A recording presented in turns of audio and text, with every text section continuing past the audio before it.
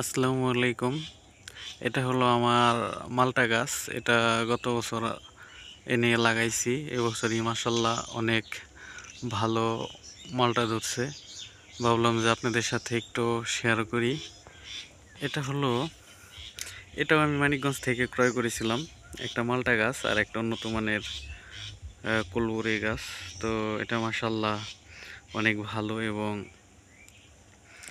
এই মালটাটা অনেক রসালো এবং মিষ্টি, অনেক সুস্বাদু। প্রথমে মনে করছিলাম যে এটার গুণগত মান বা এই মালটা মনে হয় আমাদের এখানে অনেক ভালো হবে না বা কীরকম গত বছর থেকে এবছর পর্যন্ত মানে 2 বছরের মধ্যেই ফলন এসেছে বা মালটা ধরছে। প্রথম বছর যেটা মানে গত বছর হলো ফুল আসছিল অনেক এবং কয়েকটা ফল ধরে তো লাস্ট মুহূর্তে ঝরে গিয়েছিল। তো ঝরে যাওয়ার পরে ওই বছর ছিল না। এবছর আবার বেশ কয়েকটা ভালো রকম আসছিল, প্রায় কয়টা 25-30টার মতো মালটা ধরছিল এখানে।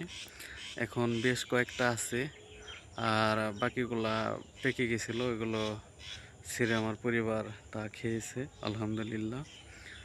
অনেক ভালো লাগছে যে আসলে মালটা আমাদের এখানে যে এত ভালো মানের মালটা হবে সেটা কল্পনাই করতে পারছিলাম না বা বিশ্বাসই হয়েছিল না।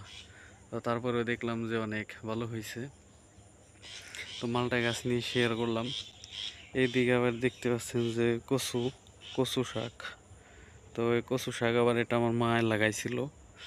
কচু শাকের এখানে কয়েকটাই আছে, দুধ কচু বলে, অনেক জায়গায় হয়তো বা ভিন্ন ভিন্ন নামে এটা পরিচিত। তো আমাদের এখানে দুধ কচু বলে। এটা অনেক সুস্বাদু এবং পুষ্টিকর। তো যতই পুষ্টিকর এবং সুস্বাদু হয়ে থাক না কেন, এটা আমি খাই না। আমি শুধু ফলের মধ্যে আমার নিজের কয়েকটা ফল গাছ আছে, সেখান থেকে ফল খেয়ে থাকি। যেমন গতবার কলবরি খাইছি, এবার আমার গাছের মালটা ফল খেয়েছি, আলহামদুলিল্লাহ অনেক ভালো লাগছে। এই পাশে পেয়ারা গাছও অনেক ভালো, অনেক সুন্দর সুন্দর ভালো পেয়ারা ধরে। তো সব মিলিয়ে আলহামদুলিল্লাহ অনেক ভালো।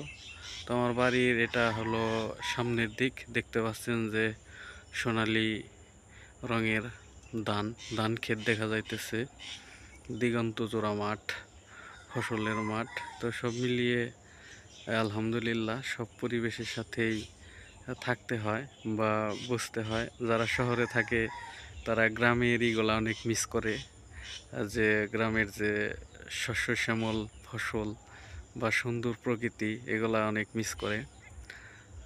এক একজনের জীবন বৈচিত্র্যময়, এক এক রকম জীবনের তাগিদে এক একজনে এক এক জায়গায় গেছে। তো সব মিলিয়ে সবাইকে অসংখ্য ধন্যবাদ। আসসালামু আলাইকুম।